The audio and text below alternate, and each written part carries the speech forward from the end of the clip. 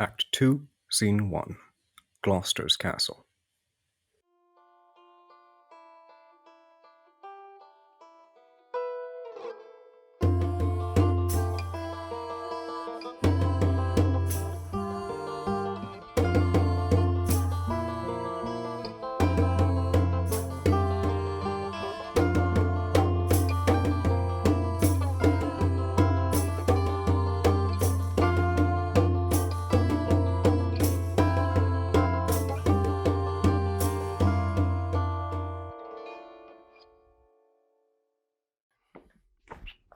Brother, a word! Descend, brother, I say! My father watches. Oh, sir, fly this place. Intelligence is given where you are hid. You have now the good advantage of night. Have you not spoken against the Duke of Cornwall? I am sure on it. Not a word. I hear my father coming. Pardon me. In cunning, I must draw my sword upon you. Draw. Seem to defend yourself. Now quit you well. Yield! Come before my father! Light! Ho, here! Fly, brother, fly. Torches! Torches! So, farewell. Some blood drawn on me would beget opinion.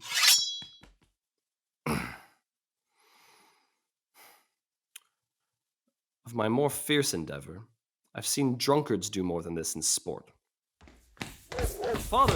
Father! Stop! Stop! No help! Now, Edmund, where's the villain? Here stood he in the dark, his sharp sword out, mumbling of wicked charms, conjuring the moon to stand auspicious mistress. But where is he? Look, sir, I bleed. Where is the villain, Edmund? Fled this way, sir, when by no means he could. Pursue him, ho! Go after! By no means what? Persuade me to the murder of your lordship. Sir, in fine, seeing how loathly opposite I stood to his unnatural purpose, in fell motion with his prepared sword, he charges home my unprovided body, lanced mine arm. Let him fly far. The noble duke, my master, my worthy arch and patron, comes tonight. By his authority I will proclaim it, that he which finds him shall deserve our thanks, bringing the murderous coward to the stake, he that conceals him, death. When I dissuaded him from his intent, and found him pight to do it, with cursed speech I threatened to discover him. He replied, Thou unpossessing bastard, dost thou think if I would stand against thee, would the reposal of any trust, virtue, or worth in thee make thy words faithed? No. What I should deny, as this I would. Aye, though thou didst produce my very character, I'd turn it all to thy suggestion, plot and damned practice. Oh, strange and fastened villain, would he deny his letter? I never got him. All ports I'll bar, the villain shall not escape.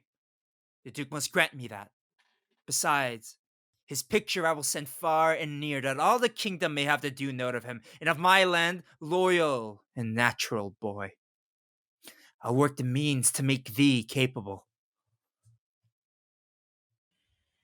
Scene 2, Before Gloucester's Castle.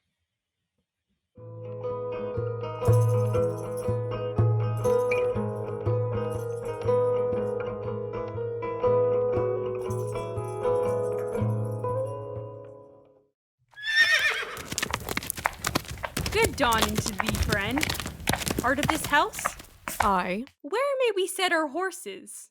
in the mire. Prithee, if thou lovest me, tell me. I love thee not. Why then? I care not for thee. If I had thee in Lipsbury pinfold, I would make thee care for me. Why dost thou use me thus? I know thee not. Fellow, I know thee. What dost thou know me for?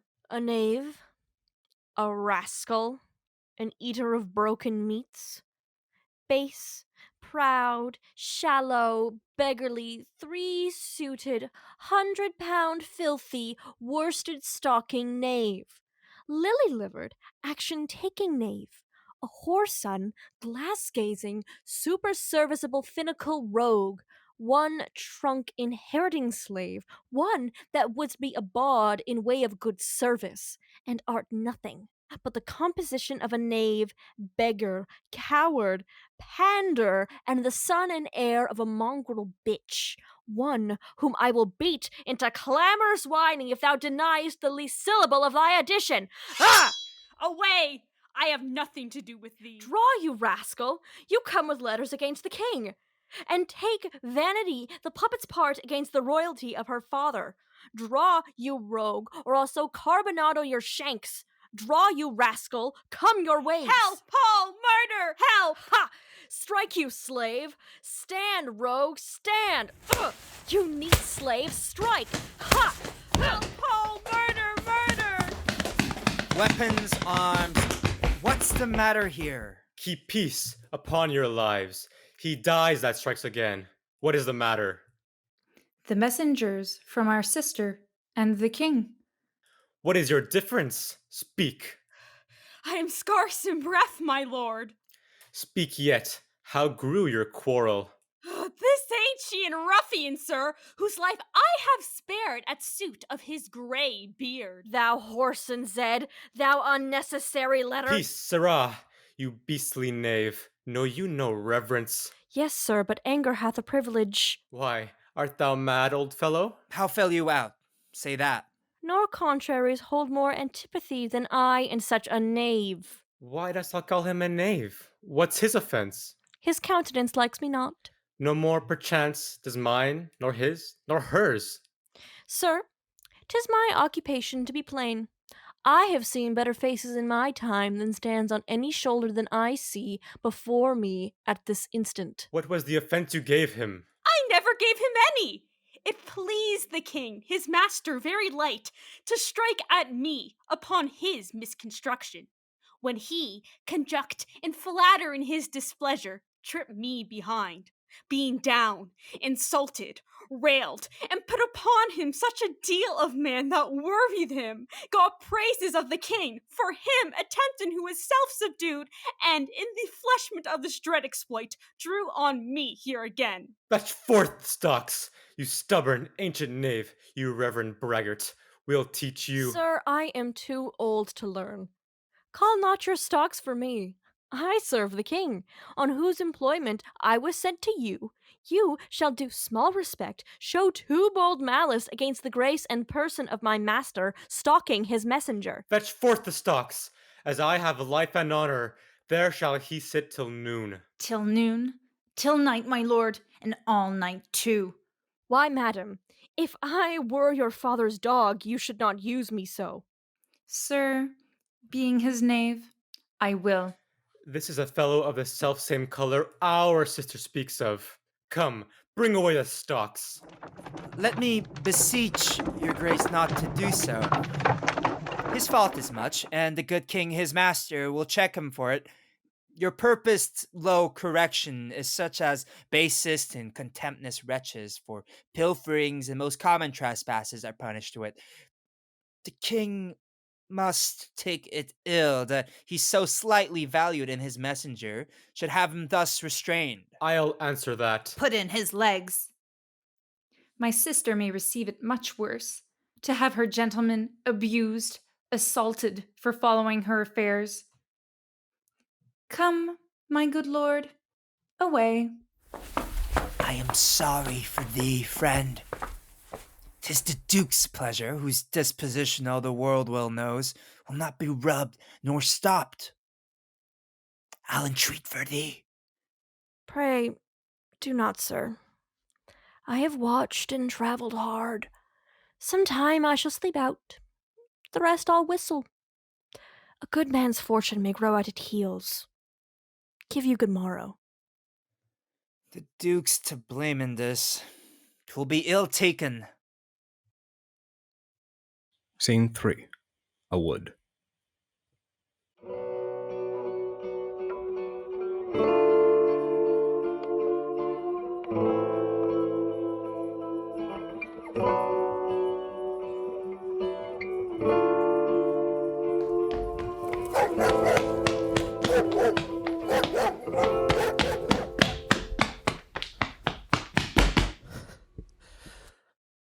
I heard myself proclaimed.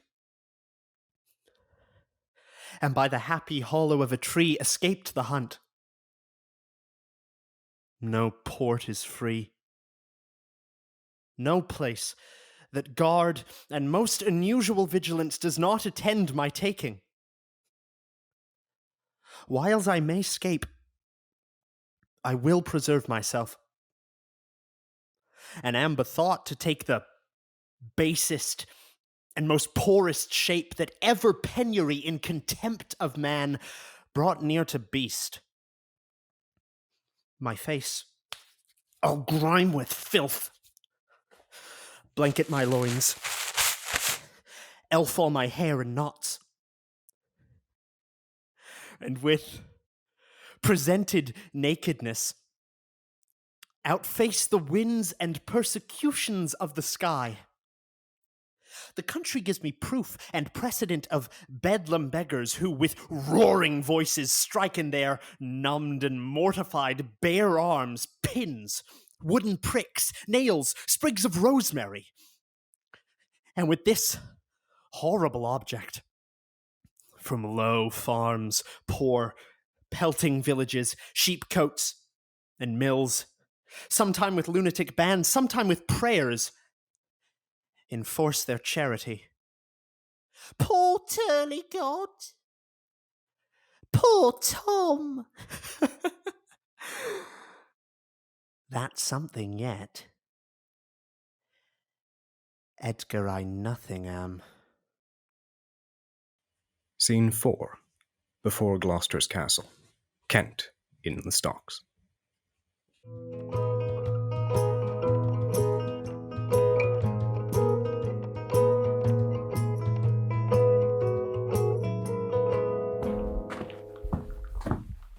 Hail to thee, noble master. Makest thou this shame thy pastime? No, my lord. He wears cruel garters.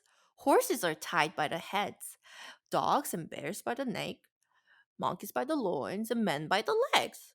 When a man's over lusty at legs, then he wears wood and nether stars. What's he that hath so much thy place mistook to set thee here? It is both he and she, your son and daughter. No, Yes. no, I say. I say yea. No, no, they would not. Yes, they have. By Jupiter, I swear, no. By Juno, I swear I. They durst not do it. They could not, would not do it.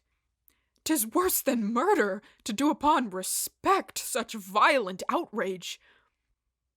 Where is this daughter? With the earl, sir, here within.